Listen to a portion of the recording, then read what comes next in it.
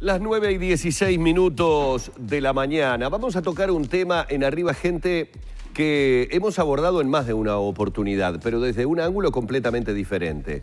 Vamos a hablar de la inclusión financiera. Vamos a hablar, como tantas veces hemos hablado, de lo que significa la utilización de medios electrónicos de pago, algo que desde el gobierno se está impulsando y cada vez más. Pero lo vamos a hacer desde el punto de vista de un grupo de empresarios del interior de nuestro país que se está preparando para presentar recurso de inconstitucionalidad contra esta ley de inclusión financiera. Recordemos que fue promulgada allá por el 2014. Les decíamos al comienzo del programa, alrededor por ahora de cerca de 50 firmas, entre las que se encuentran barracas, ferreterías, zapaterías, autoservicios, en fin, una enorme variedad de ramas del comercio. ¿Por qué es que presentan este recurso de inconstitucionalidad? ¿En qué los está afectando?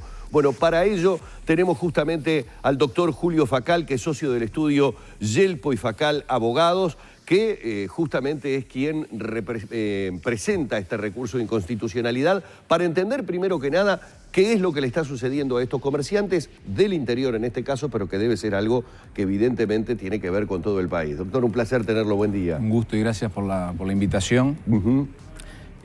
Bueno, la acción de inconstitucionalidad, como ustedes bien dicen, nace en una lucha que vienen llevando a cabo los comerciantes. Esto nace con el sector hotelero hace algunos años, no sé si recordarán, en la necesidad de rebajar los aranceles que cobraban los emisores de tarjeta de crédito. Además de la rebaja de aranceles, los comerciantes venían quejándose de una serie de prácticas que consideraban abusivas, que estaban en el contrato de tarjeta de crédito. Recordemos que en la medida que el sistema de tarjeta de crédito hoy está en manos de intermediación, de entidades de intermediación financiera, acá hay captación de ahorro público, hay otras reglas de juego que comienzan a incidir en esta relación. Y entonces los comerciantes habían presentado una serie de denuncias ante la Comisión de Defensa de la Competencia, recursos que no prosperaron. Trabajan en un proyecto de ley que se aprueba por unanimidad en diputados que regulaba todo el sistema integral de tarjetas de crédito, donde además había trabajado el Ministerio de Economía. Habían sido designados 2 técnicos del Ministerio de Economía a trabajar en el proyecto de ley. Se aprueba por unanimidad en diputados y finalmente naufraga en el Senado. El Senado nunca trata ese proyecto de ley. Y el gobierno anuncia a fines de hace unos 3 o 4 años una rebaja de aranceles en forma voluntaria con las tarjetas de crédito, que más o menos hoy está en el 4,9 si es crédito y 2,9 si es débito. Ese acuerdo implicaba que cuanto más negocios comenzaban a tener las tarjetas de crédito por franjas de facturación, más iban a bajar los aranceles. Esto viene ya de hace 3 o 4 años, los aranceles no han bajado y los comerciantes siguen sosteniendo que estos costos son altísimos. Es el arancel más alto en la región. Los demás países tienen 1,3, 1,4%. Y acá no solo el problema es que el arancel está fijado en aproximadamente un 5% promedio, sino que las grandes superficies pueden lograr acuerdos más beneficiosos, el 1 y el 2. Entonces la dispersión entre el que paga menos y el que paga más, la brecha es bastante grande. Esta ley de inclusión financiera agrava aún más el problema, porque en el artículo 64 establece la necesidad o la obligación de que el comerciante acepte de la misma forma que contado el pago con tarjeta de débito o instrumento electrónico. Ahí podríamos llegar a entender también que entra la tarjeta de crédito, porque la definición de instrumento electrónico, de dinero electrónico, y medio electrónico de pago. Yo entiendo que jurídicamente abarca la tarjeta de crédito. Doctor, para que sea bien claro para la gente, esto le impide al comerciante poner un mejor precio por un artículo si lo compro contado que si lo compro con tarjeta de crédito. Se terminó aquello de, bueno, mire, si lo lleva contado le hago un 10, le hago un... No es posible. Perfecto. Quizás para el consumidor, o si uno lo mira objetivamente, puede decir, bueno, está bien que no me diferencien el precio entre lo que es contado y tarjeta de crédito. Pero si nos ponemos del punto de vista del comerciante, que es una de las partes de la relación, y acá después voy a señalar otra cosa que me parece importante, porque el Estado ha dicho que esto es una relación entre privados, y que por tanto no debe influir. Y nosotros decimos que el Estado debe regular cuando hay razones de interés general, y acá hay intermediación financiera, acá hay incidencia en 3 variables de la economía, la moneda, el crédito y el ahorro. Entonces entendemos que el Estado debe intervenir. Donde no debe intervenir el Estado es obligando a un privado a contratar con otro privado, que es lo que hace este artículo, porque le impone la carga a una sola de las partes de la relación.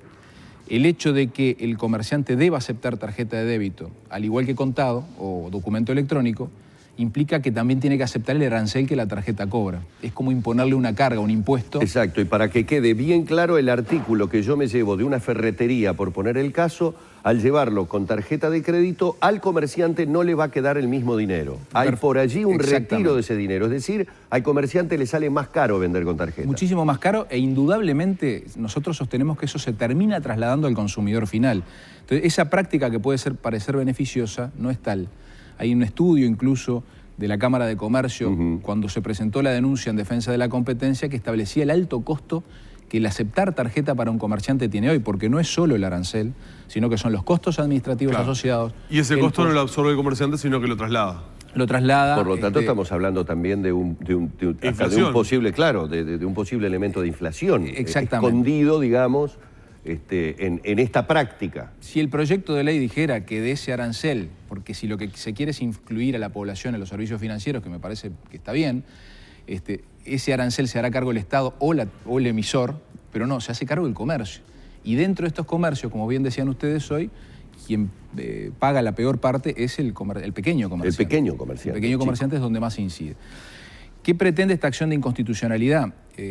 Por lo que nos dicen los centros comerciales, ya hay unos 50 o 100 comerciantes que se estarían adhiriendo a esta acción de inconstitucionalidad. 50 o 100. Comerciantes que se estarían adhiriendo. Hay una reunión en Trinidad el sábado. También Cambadu está tomando cartas en el asunto, se están movilizando los comerciantes también de Montevideo. La idea es dar una serie de mesas redondas y poner el tema sobre la mesa y charlas sobre el sistema de tarjetas de crédito, cómo influye, cuáles son las prácticas denunciadas y las posibles soluciones.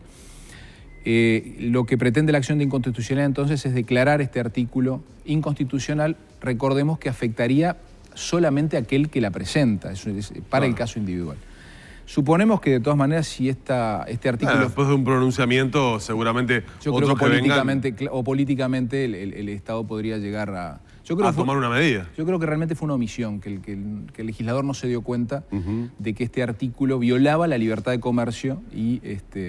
Y a eso iba, doctor, para que quede claro específicamente en qué estaría violando un artículo de la Constitución. La interpretación que se hace de por qué se cometió ese error, si es que se cometió, ya lo dijo la justicia. Lo que establece la Constitución es la posibilidad de la autonomía de la voluntad de las partes, la libertad de comercio. Y este artículo, al obligar al comerciante a aceptar ese arancel, que no es un impuesto, estaría violando esa libertad de comercio, inmiscuyéndose en esa relación entre privados. Si bien una ley siempre regula relaciones entre privados, no es justamente esto lo que la ley debe regular, sino que entendemos que lo que debe regular el legislador son otros aspectos, como los aranceles que influyen directamente en el precio de los productos y de los servicios. Hay casos, por ejemplo, voy a poner porque seguramente a usted le deben haber llegado como anecdotario de toda esta situación y como para que podamos comprender mucho mejor. Hay casos de comercios muy pequeños como por ejemplo los kioscos barriales, ¿no? Hoy en día hay un impulso, lo hacemos nosotros desde los medios cada vez que hablamos de la inclusión financiera, a presionar para que todos los comercios tengan los famosos POS, para que se pueda hacer el pago electrónico. Todos sabemos que en los kioscos a veces se venden cosas que valen pesos.